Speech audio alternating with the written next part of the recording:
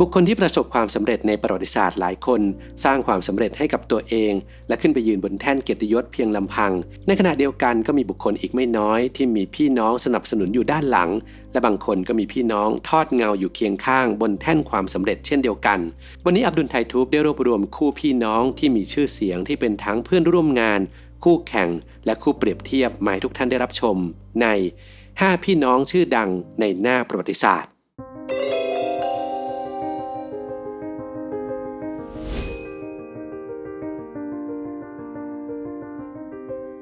1. วิลเบอร์และออลวิลไรท์สองพี่น้องตระกูลไรท์ผู้คิดค้นเครื่องบินในปี 1903 สองพี่น้องตระกูลไรท์ได้นำเครื่องบินขึ้นบินบนท้องฟ้าได้สำเร็จพามนุษย์เข้าสู่ยุคแห่งการบินเป็นครั้งแรกในประวัติศาสตร์ทำให้หลังจากนั้นทั้งสองกลายเป็นบุคคลที่มีชื่อเสียงขึ้นมาชั่วข้ามคืนวิลเบอร์ไรท์ผู้เป็นพี่ชายเกิดเมื่อวันที่ 16 เมษายน ปี 1867ส่วนออลวิลไรท์เป็นน้องชายเกิดเมื่อวันที่ 19 สิงหาคม ปี 1871 ทั้งสองจบการศึกษาระดับมัธยมและออกมาทำร้านรับซ่อมจักรยานที่เมืองเดตันในรัฐโอไฮโอด้วยความสนใจด้านการบินที่เหมือนกันทำให้วิลเบอร์และออลวิลได้สร้างเครื่องบินไรท์ไฟเออร์ที่ขึ้นบินได้สำเร็จพวกเขานำต้นแบบเครื่องบินกลับมาพัฒนาและจดสิทธิบัตรเป็นเจ้าของพร้อมกับเปิดบริษัทในชื่อไรท์คอมพานีเพื่อพัฒนาผลิตเครื่องบินที่สามารถใช้งานได้อย่างมีประสิทธิภาพรวมทั้งฝึกสอนนักบินรุ่นใหม่ที่มีความสนใจในการบินในปี 1912 วิลเบอร์ไรท์ได้เสียชีวิตลงด้วยโรคไทฟอยด์ออลวิลไรท์จึงตัดสินใจขายบริษัททิ้งและเข้ารับราชการในตำแหน่งคณะกรรมการที่ปรึกษา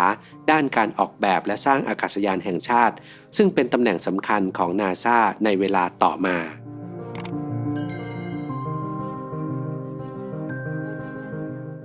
2. เจคอบและวิลเฮมกริมกับนิทานอมตะนิทานกริมเป็นนิทานอมตะที่เด็กๆรู้จักกันเป็นอย่างดีเรื่องราวของสโนไวท์กับแอปเปิลอาบยาพิษแฮเซลเกรเทลที่พบบ้านขนมปังหรือหนูน้อยหมวกแดงที่ต้องเอาชีวิตรอดจากหมาป่าเป็นเรื่องราวที่ถูกถ่ายทอดออกมาจากสองพี่น้องกริมส์เจคอบและวิลเฮมกริมเป็นสองพี่น้องนักวิชาการชาวเยอรมันเจ้าของหนังสือในชื่อ Tales of Children and the Home เจคอบกริมนั้นเกิดวันที่ 4 มกราคม ปี 1785 ส่วนวิลเฮมกริมผู้เป็นน้องชายเกิดเมื่อวันที่ 24 กุมภาพันธ์ ปี 1786 พวกเขาได้ทำการรวบรวมเรื่องราวของนิทานพื้นบ้านทั้งจากเยอรมันสแกนดิเนเวียรวมถึงประเทศใกล้เคียงซึ่งแต่เดิมนิทานเหล่านี้จะอยู่ในรูปแบบของมุขปาฐะถูกเล่าจากปากต่อปากเท่านั้นพี่น้องกริมได้ทำการรวบรวมเหล่านี้ไว้และค้นหาจุดกำเนิดของนิทานว่ามาจากไหนโดยจาคอบจะทำหน้าที่ในการวิจัยหาต้นกำเนิดของนิทานและวิลเฮมจะทำหน้าที่เขียนเรียบเรียงออกมาเป็นสำนวนนิทานที่คงไว้ด้วยตอนจบที่โหดร้ายก่อนที่จะถูกปรับเปลี่ยนให้เหมาะสมกับเด็กอย่างในปัจจุบัน 3. ควีนแมรี่ควีนอลิซาเบธและคิงเอ็ดเวิร์ดที่ 8 แห่งราชวงศ์ทิวดอร์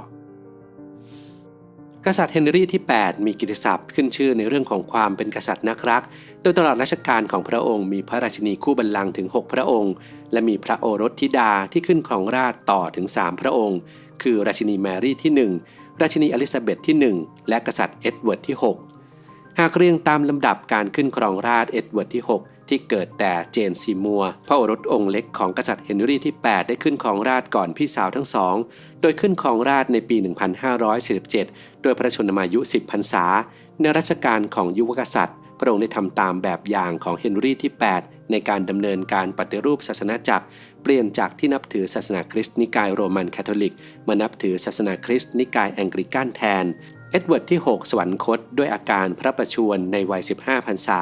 ทำให้ราชินีแมรี่ที่ 1 ซึ่งประสูติแต่แคทเธอรีนแห่งอารากอนพระมเหสีพระองค์แรกที่หย่าร้างกับเฮนรี่ที่ 8 และเป็นเหตุให้อังกฤษเปลี่ยนการนับถือศาสนาได้ขึ้นครองราชย์ต่อจากนั้น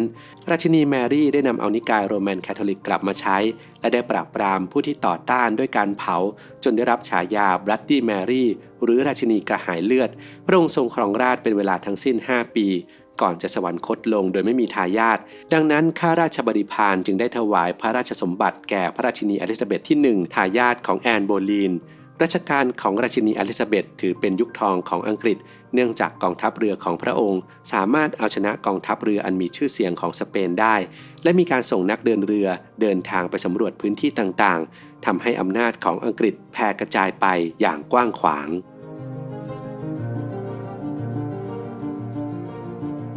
4. The Kelly Brothers คู่เปรียบเทียบความแตกต่างระหว่างชีวิตบนโลกและอวกาศสกอตต์เคลลี่และมาร์คเคลลี่เป็นคู่แฝดแท้จากไข่ใบเดียวกันและเป็นผู้ที่ทำให้โลกรู้ว่าอวกาศส่งผลต่อร่างกายของมนุษย์อย่างไรสกอตต์และมาร์คเป็นนักบินอวกาศของ NASA ที่ได้ขึ้นไปเยือนอวกาศหลายครั้งและเป็นผู้ร่วมงานวิจัย Twin Study งานวิจัยที่สังเกตการเปลี่ยนแปลงทางสรีรวิทยาโมเลกุลระบบภูมิคุ้มกันของมนุษย์จากการสัมผัสกับสภาพแวดล้อมในอวกาศโดยทำการเปรียบเทียบสกอตต์ที่ขึ้นไปอยู่บนสถานีอวกาศเป็นเวลา1 ปีกับมาร์คที่อาศัยอยู่บนโลกซึ่งผลการวิจัยแสดงให้เห็นว่าการอยู่อาศัยในอวกาศส่งผลต่อระบบต่างๆภายในร่างกายทั้งยีนในร่างกายมีสิทธิ์กลายพันธุ์ทำให้เกิดมะเร็งความยาวของเทโลเมียร์ที่บ่งชี้อายุขัยของเซลล์ที่หดสั้นลงมีการเปลี่ยนแปลงของแบคทีเรียในลำไส้รวมถึงมีแนวโน้มทำให้เกิดความเสี่ยงโรคหลอดเลือดหัวใจเพิ่มขึ้นงานวิจัยนี้ถือเป็นแนวทางสำคัญสำหรับการวางแผนส่งมนุษย์ขึ้นไปอาศัยอยู่ในอวกาศในอนาคต